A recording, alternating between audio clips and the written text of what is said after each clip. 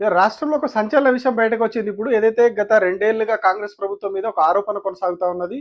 BRS party పదే పదే ఆరోపిస్తా ఉన్నది. కాంగ్రెస్ పాలనలో వసూళ్ల దందా పెరిగింది. పెద్ద ఎత్తున వసూళ్లు జరుగుతా ఉన్నాయి. ముఖ్యమంత్రి, ఆయన సోదరులు వీళ్ళందరూ గూడా భారీగా వసూలు చేస్తా ఉన్నారని జెప్పేసి ముందు నుంచి కూడా ఒక ప్రచారం జరుగుతా ఉన్నది. సో, దీని మీద ఇవాళ ఏకంగా కాంగ్రెస్ పార్టీకి సంబంధించినటువంటి మంత్రి కూతురే క్లారిటీ ఇచ్చింది. కొండా సురేఖ కూతురు సుష్మిత ఎవరైతే ఉన్నారో ఆమె ఒక సంచలన విషయం బయటపెట్టింది. డెక్కన్ సిమెంట్స్ కి సంబంధించి రోహిన్ రెడ్డి కూడా మీటింగ్ ఎగ్జాక్ట్లీ డెక్కన్ సిమెంట్స్ అనే సంస్థలో ఇప్పుడు ఇప్పుడు నేను చెప్తా అండి. ఇప్పుడు మీరు అడిగినగా exactly the correct point I tell you. ఇది సిఎంఓ నుంచి వచ్చిన సిఎంఓ నుంచి ఎవరు ఇప్పుడన్నా మీరు చెప్పిన పేరేంటిది? రోహిన్ రెడ్డి ఆయన ఎవరు? సీఎం కి దగ్గర ముఖ్యమంత్రి దగ్గరగా ఉంటాడు. అంతేనా? పక్కన ఉంటాడా? ఆయన వచ్చి సుమంత్ ని ఏంటిది మ్యాటర్ అని అడిగాడు డెక్కన్ సిమెంట్స్ గురించి.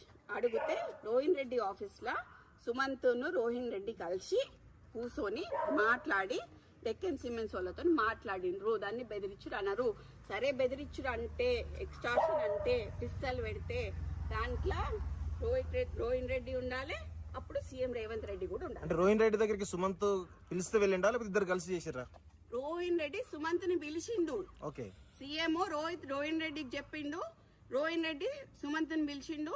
సుమంత్ ను రోహిన్ రెడ్డి కలిసి రోహిన్ రెడ్డి ఆఫీస్ లో మాట్లాడిండు. ఇది సీఎం నుంచి వచ్చిన ఆదేశం ప్రకారం రోహిన్ రెడ్డి చేసిండు. ఏముంటదండి, ఏం జరుగుతుంది అని అడుగుంటారు, అంతే కదా. దేని గురించి అనేది తెలియాలి కదా. ఇప్పుడు ఎక్స్ట్రాక్షన్ చేసిండు అంటున్నారు కదా, పిసల్ ఉన్నది అంటున్నారు కదా, రోహిన్ రెడ్డి అయితే ఉన్నాడు కదా, మరి రోహిన్ రెడ్డి సాక్ష్యం చెప్పాలి. ఇప్పుడు సీఎంఓనే మరి ఇప్పుడు సీఎం పెట్టించినట్టే కదా పిస్తల్. రోహిన్ రెడ్డి ఇంట్లోనేనా డిస్కషన్ అంతా? ఆఫీస్ లో అండి. ఎక్కడ అంటే పక్కన ఇప్పుడు ఆయన ముఖ్యమంత్రి కార్యాలయం. ఎగ్జాక్ట్లీ. మరి ఇప్పుడు సీఎం తెచ్చిండా పిస్తల్? సీఎం ఇచ్చిండా పిస్తల్? అంతే, సీఎం ఇచ్చిండు. రోహిన్ రెడ్డి నమ్మనాలి. ఇప్పుడు సుమంత్ ఎక్కడ కూర్చుంటే రోహిన్ రెడ్డి అక్కడ కూర్చోవాలి. సుమంత్ ఎక్కడ పోతే రోహిన్ రెడ్డి అక్కడ పోవాలి. సుమంత్ ఎక్కడ అరెస్ట్ అయితే రోహిన్ రెడ్డి అక్కడ అరెస్ట్ కావాలి. ఎవరు చేసినా కూడా రోహిన్ రెడ్డి సీఎం ఇద్దరు అరెస్ట్ కావాలి. ఏది ఇప్పుడు డెక్కన్ సిమెంట్స్ విషయంలో జరుగుతా ఉన్నదో వాళ్ళని డబ్బులు అడిగిరు అని చెప్పేసి.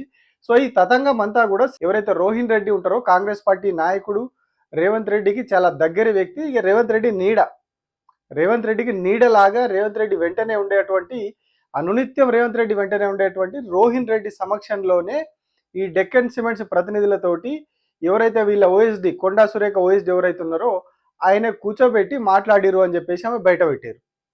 సో అక్కడనే మాట్లాడింది. ఎక్కడ? సీఎం రేవంత్ రెడ్డి ఇంటి పక్కనే, రోహిన్ రెడ్డి ఇంట్లో. రోహిన్ రెడ్డి ఎవరో కాదు, రోహిన్ రెడ్డి అంటే మరో రేవంత్ రెడ్డి అని చెప్తారు కాంగ్రెస్ పార్టీలో.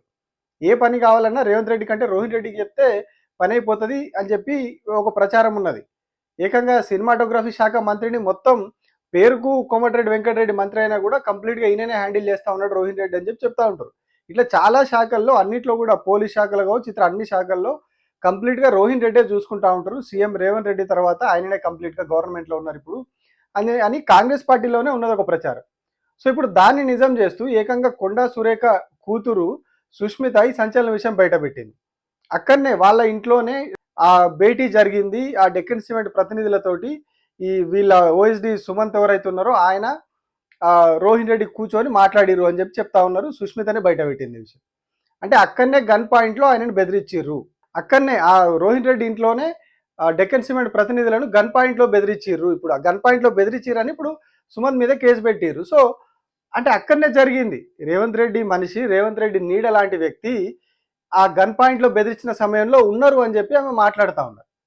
సో ఒకవేళ కేసు పెట్టాల్సి వస్తే సుమంత్ మీద కేసు పెడితే రోహిన్ రెడ్డి మీద, రేవంత్ రెడ్డి మీద కూడా పెట్టాలి. రోహిన్ రెడ్డి ఎవరైతే ఉన్నారో ఆయనే సీఎం ఇంట్లోంచే, సీఎం ఏదైతే జూబ్లీహిల్స్ ప్యాలెస్ ఉందో అందులోంచి బయటకు వచ్చి ఇక్కడ వాళ్ళ ఇంట్లో కూర్చొని డెక్కన్ సిమెంట్ ప్రతినిధులతో మాట్లాడారు కాబట్టి అక్కడ ఆయన మీద కూడా కేసు పెట్టాలి. వాళ్ళిద్దరి మీద, ముఖ్యమంత్రి మీద, రోహిన్ రెడ్డి మీద కూడా కేసు ఫైల్ చేయాలని చెప్పి మాట్లాడుతూ ఉన్నారు.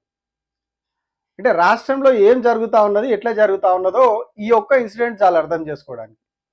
అంటే వీళ్ళు ఏ స్థాయిలో వసూల పర్వం కొనసాగిస్తూ ఉన్నారు, ఏ స్థాయిలో ఇంటి పక్కనే సెటిల్మెంట్ దందాలు జరుగుతూ ఉన్నాయో దీన్ని బట్టి అర్థం చేసుకోవచ్చు. ముఖ్యమంత్రి సాధారణంగా ఏ ముఖ్యమంత్రి అయినా కూడా క్యాంప్ ఆఫీస్ ఉంటుంది, ప్రభుత్వ అధికారిక నివాస గృహం ఉంటుంది ఒకటి ముఖ్యమంత్రికి. కానీ మన ముఖ్యమంత్రి మాత్రం ఆ అధికారిక గృహంలోకి రాకుండా సొంత ఇంట్లో సొంత ప్యాలెస్లో వచ్చి పరిపాలన చేస్తున్నాడు. జూబ్లీహిల్స్లో ఉన్నటువంటి ప్యాలెస్ నుంచి పరిపాలన చేస్తున్నాడు రేవంత్ రెడ్డి. అధికారిక నివాసాన్ని మాత్రం డిప్యూటీ సీఎంకి ఇచ్చిండు. ఈయన మాత్రం సొంత ఇంట్లోకి వెళ్ళి చేస్తూ ఉన్నాడు. దీని మీద స్టార్టింగ్ నుంచి కూడా ఆరోపణలు వచ్చినాయి. సొంత ఇంట్లో చేస్తున్న ఉద్దేశం కూడా అదే. ఏమన్నా భేటీలు, సూట్ కేసులు, ప్రైవేట్ మీటింగ్లు అన్ని వీటి కోసమే ఆ జూబ్లీహిల్స్ ప్యాలెస్ నుంచి చేస్తూ ఉన్నాడు ఈయన అని చెప్పి ఆ ముందు నుంచి కూడా జరుగుతూ ఉంది. సో ఇప్పుడు అది స్వయంగా సొంత మంత్రి, కాంగ్రెస్ పార్టీలో ఉన్నటువంటి మంత్రి కొండా సురేఖ, చాలా సీనియర్ నాయకురాలు కాంగ్రెస్లో. కొండా మురళి, కొండా సురేఖ చాలా సీనియర్ నాయకులు, ముందు నుంచి కాంగ్రెస్లో ఉన్నవాళ్ళు. వాళ్ళ కూతురే చెప్పింది, ఇప్పుడు స్వయంగా వాళ్ళ కూతురే చెప్పింది. అక్కడనే భేటీ జరిగింది, వాళ్ళ ఇంటి పక్క దాంట్లోనే డెక్కన్ సిమెంట్ ప్రతినిధులను బెదిరించిర్రు, మాట్లాడిర్రు. నిజమేనా ఒప్పుకున్నది, నిజంగానే అక్కడ కూర్చొని మాట్లాడిర్రు. ఆ మీటింగ్ లో రోహిన్ రెడ్డి ఉన్నాడు, రోహిన్ రెడ్డి సీఎం రేవంత్ రెడ్డి దగ్గర నుంచి అక్కడికి వచ్చిండు అని చెప్పి కూడా ఆమె చెప్పింది. ఏముంటదండి, ఏం జరుగుతుంది అని అడుగుంటారు, అంతే కదా. దేని గురించి అనేది తెలియాలి కదా. ఇప్పుడు ఎక్స్ట్రాక్షన్ చేసిండు అంటున్నారు కదా, పిసల్ ఉన్నది అంటున్నారు కదా, రోహిన్ రెడ్డి అయితే ఉన్నాడు కదా, మరి రోహిన్ రెడ్డి సాక్ష్యం చెప్పాలి. ఇప్పుడు సీఎం అనే మరి ఇప్పుడు సీఎం పెట్టించినట్టే కదా పిస్తల్. రోహిన్ రెడ్డి ఇంట్లోనేనా డిస్కషన్ అంతా? ఆఫీస్ లో అండి. ఎక్కడ అంటే పక్కన ఇప్పుడు ఆయన ముఖ్యమంత్రి ఎగ్జాక్ట్లీ. మరి ఇప్పుడు సీఎం తెచ్చిండా పిస్తలు, సీఎం ఇచ్చిండా పిస్తలు, అంతే. సీఎం ఇచ్చిండు, రోహిన్ రెడ్డి నమ్మనాలి. ఇప్పుడు సుమంత్ ఎక్కడ కూర్చుంటే రోహిన్ రెడ్డి అక్కడ కూర్చోవాలి, సుమంత్ ఎక్కడ పోతే రోహిన్ రెడ్డి అక్కడ పోవాలి, సుమంత్ ఎక్కడ అరెస్ట్ అయితే రోహిన్ రెడ్డి అక్కడ అరెస్ట్ కావాలి. ఎవరు చేసినా కూడా రోహిన్ రెడ్డి సీఎం ఇద్దరు అరెస్ట్ కావాలండి. అంటే ఏవైతే ఇన్ని రోజులు జూబ్లీహిల్స్ ప్యాలెస్ నుంచి పాలన చేయడానికి గల కారణాలు ఏంటి, క్యాంప్ ఆఫీస్కు రాకపోవడానికి కారణాలు ఏంటి అని ఉన్నటువంటి కొన్ని ప్రశ్నలకు ఇప్పుడు దీని ద్వారా ఒక ఆన్సర్ దొరికింది. అంటే కేవలం ఇట్లాంటి వ్యవహారాలు నడిపించుకోవడానికి మాత్రమే జూబ్లీహిల్స్ ప్యాలెస్ నుంచి పరిపాలన చేస్తున్నారు. ఇది అసలు వాస్తవం. అంటే ఇప్పుడు ఇది ఒక్కటే బయటకు వచ్చింది. వాళ్ళు కేసు పెట్టిర్రు. ఈ ఏదైతే పొంగులేటి శ్రీనివాసరెడ్డి ఇష్యూలో వీళ్ళ మొన్నటి కాంట్రాక్ట్ల విషయంలో ఒక గొడవ జరగడం, మేడారంలో కాంట్రాక్ట్ల విషయంలో కొండా సురేఖ వర్సెస్ పొంగులేటి శ్రీనివాసరెడ్డి మధ్యలో గొడవ జరగడం, ఆ ఏవైతే కాంట్రాక్ట్లు పొంగులేటే వాళ్ళకి ఇప్పించుకున్నాడు అని చెప్పి సుమంత్ బయట పెట్టిండట.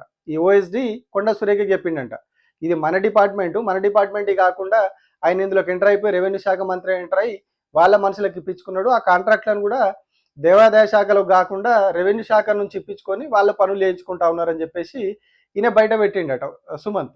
సో దాని మీద కోపంతో ఈయనను ఈ డెక్కన్ సిమెంట్ కేసులో ఇరికిచ్చారు. డెక్కన్ సిమెంట్ కేసులో ఇరికిస్తే ఏం జరిగింది, అందులో రోహిన్ రెడ్డి కూడా ఉన్నాడు. ముఖ్యమంత్రి దగ్గర నుంచి అక్కడికి వచ్చి భేటీలో పాల్గొన్నాడు. ఆ గన్ పాయింట్లో పెట్టి బెదిరించినప్పుడు ఆయన కూడా ఉన్నాడని చెప్పి సుష్మిత చెప్తా ఉన్నారు. అంటే ఏ రాష్ట్రంలో ఏం జరుగుతూ ఉన్నది, ఎట్లా జరుగుతూ ఉన్నది కాంగ్రెస్ పార్టీ పాలన, ప్రజాపాలన. అంటే కేవలం అట్లా గన్ పాయింట్లో పెట్టి చిల్లర ఖర్చులకు అడిగితే ఆమె అంటది ఇంకా తప్పేంది అంటది. ఆమె అట్లా అడిగితే కూర్చొని మాట్లాడిరు అయితే తప్పేంది అంటున్నది. భేటీ జరిగింది నిజం, రోహిన్ రెడ్డి ఉన్నది నిజం, రేవంత్ రెడ్డి దగ్గరికి వెళ్ళి వచ్చింది నిజం. ఈమె చెప్తున్న ప్రకారం గన్ను కూడా ఉన్నది, అక్కడ తుపాకీ కూడా ఉన్నది వీళ్ళు డిస్కషన్ జరిగినప్పుడు. అంటే అంటే అందరికీ తెలిసే ఓపెన్గా వసూళ్ల పర్వం జరుగుతూ ఉన్నది రాష్ట్రంలో. రాష్ట్ర ఆదాయం ఏమో పాతాళానికి పడిపోతూ ఉన్నది. రాష్ట్రంలో పైసలు లేక ఖజానా ఖాళీ ఉన్నది, స్కీములు ఇవ్వలేను, నేను ఏం చేయాలి, లంకె బిందెలు లేవని చెప్పి ముఖ్యమంత్రి మాట్లాడుతూ ఉన్నాడు. దేనికి పైసలు లేవు మా దగ్గర, మమ్మల్ని ఏం అడగద్దు, బయటికి పోతే దొంగలు చూసినట్టు చూస్తూ ఉన్నారు, ఎవడు అప్పిస్తలేడు, అప్పు ఉడతలేరు, నమ్ముతలేరు, ఇక కథలు చెప్పమంటే దునియా కథలు చెప్తారని. కానీ రాష్ట్ర ఖజానాల పైసలు లేవు, కానీ వాళ్ళ ఖజానాలు నిడుతున్నాయనే విషయం దీంతో స్పష్టమవుతా ఉన్నది. ఈ ఘటన ఒక ఇష్యూ ద్వారా వాళ్ళ ఇంటర్నల్ గొడవల వల్ల ఇది బయటకు వచ్చింది. అంటే రాష్ట్రంలో జరుగుతున్నది ప్రజాపాలన కాదు, వసూళ్ల పాలన అనేది దీని ద్వారా స్పష్టమవుతా ఉన్నది. ఇంకా ఇట్లాంటి ఎన్ని కేసులు ఉన్నాయో, ఎందుకంటే ఎల్ఎన్టీ మెట్రో విషయంలో కూడా ఇట్లనే జరిగింది.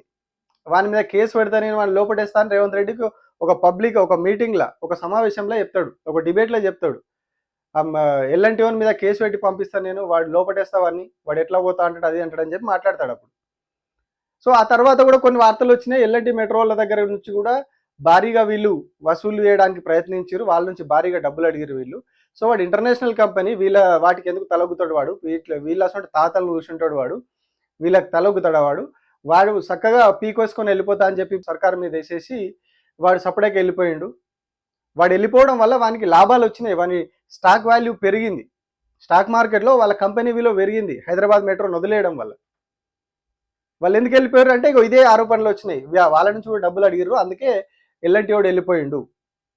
సో ఇప్పుడు ఎల్ఎన్టీది ఒకటి, డెక్కన్ సిమెంట్స్ ఒకటి, ఇంకా ఇట్లాంటివి ఎన్ని ఉన్నాయి, ఎన్ని డెక్కన్ సిమెంట్లు ఉన్నాయి, ఎన్ని రైళ్ళు అయి ఉన్నాయి, ఇంకెన్ని ఉన్నాయి, ఎన్ని కంపెనీలు ఉన్నాయి, ఎన్ని రియల్ ఎస్టేట్ కంపెనీలు ఉన్నాయి, అసలు ఏం జరుగుతోంది రాష్ట్రంలో? వీటి మీద ఎవడు ఎంక్వైరీ చేయడు, వీటిని పట్టించుకోరేవాడు, వీటిని మాట్లాడితే బానిసలు అంటారు. మళ్ళా జరిగేది కళ్ళ ముందు కనబడుతుంది. కాంగ్రెస్ నాయకులే చెప్తా ఉన్నారు, కాంగ్రెస్ నాయకుల మంత్రి కూతురే చెప్పింది ఇవాళ. ఇంత జరిగినా కూడా వీటి మీద కనీసం ఎంక్వైరీ ఉండదు. 4 రోజుల తర్వాత పక్కన పడేస్తారు. మెయిన్ స్ట్రీమ్ మీడియా అసలు దీని జోలికి రాదు. ఇవాళ ఏం రాసినాయి వార్తలు? హైడ్రామా, కొండా సురేఖ ఇంటి దగ్గర హైడ్రామా అని రాశారు. ఏం హైడ్రామా, అసలు కథ ఏందనేది రాయాలి కదా. వేరే వాళ్ళ విషయంలో అయితే పెద్ద పెద్ద టైటిల్ పెట్టి రాస్తారు కదా, ఏంది రేవ్ పార్టీలు, ఇంట్లో దీపావళికి ఏదో ఇంట్లో దావత్ చేసుకుంటే, ఇంట్లో పండుగ చేసుకుంటే రేవ్ పార్టీలు అని చెప్పేసి వార్తలు రాస్తారు. మరి అట్లా రాసినప్పుడు ఇక్కడ ఈ విషయంలో కూడా రాయాలి కదా, ఏం జరిగింది వెనకాల, తెర వెనకాల ఏం జరుగుతా ఉన్నది అనేది కూడా రాయాలి కదా. ఏమంటారు, బాత్రూంలో కూర్చొని గొడసాట కూర్చొని వార్తలు రాస్తారు కదా ఏబిఎన్ రాధాకృష్ణ వాళ్ళు వీళ్ళందరూ. మరి ఈ విషయంలో ఎందుకు అట్లా ఇన్వెస్టిగేషన్ చేయలేకపోతా ఉన్నారు? ఎందుకు ఇందులో వాస్తవాలు రాయలేకపోతా ఉన్నారు? 4 రోజులు పోయిన తర్వాత కంప్లీట్గా దీన్ని సెటిల్ డౌన్ చేస్తారు, ఇష్యూ అంతా మాయం చేసేస్తారు. ఎందుకంటే వీళ్ళందరి మొత్తం కేబినెట్ అంతా వసూల దందా ఉన్నది. ఇలా ముఖ్యమైన నాయకులందరిది వసూల దందా బయటపడ్డది. ఇప్పుడు ముఖ్యమంత్రి పొంగులేటి, వేం నరేందర్ రెడ్డి, రోహిన్ రెడ్డి, ఉత్తమ్ కుమార్ రెడ్డి, మొత్తం అందరి కథ బయటపడ్డది. ఇలా ఇప్పుడు ఈ వార్తలు వేసినా కూడా కేసులు పెడతారు కావచ్చు. మేబీ ఇట్లా చూపిస్తున్నారు వీళ్ళు, వాస్తవాలు చెప్తున్నారని అట్లా కూడా కేసులు పెడతారు కావచ్చు. కానీ ఒక్క విషయం మాత్రం స్పష్టమైంది ఈ ఘటన ద్వారా, భారీగా వసూళ్ల దందా జరుగుతున్నది. రాష్ట్ర ఖజానా నిండుతలేదు, కాంగ్రెస్ మంత్రులు, కాంగ్రెస్ నాయకుల ఖజానా, వాళ్ళ దగ్గర ఉన్నటువంటి మనుషుల ఖజానా నిండుతున్నది. అప్పుడు ఓటుకు నోటు కేసులు ఎవరైతే ఉన్నారో బ్యాచ్, ఇప్పుడు ఆ బ్యాచ్ అంతా కూడా గట్టిగా సంపాదించుకుంటున్నారు అనేది మాత్రం దీని ద్వారా స్పష్టమవుతా ఉన్నది.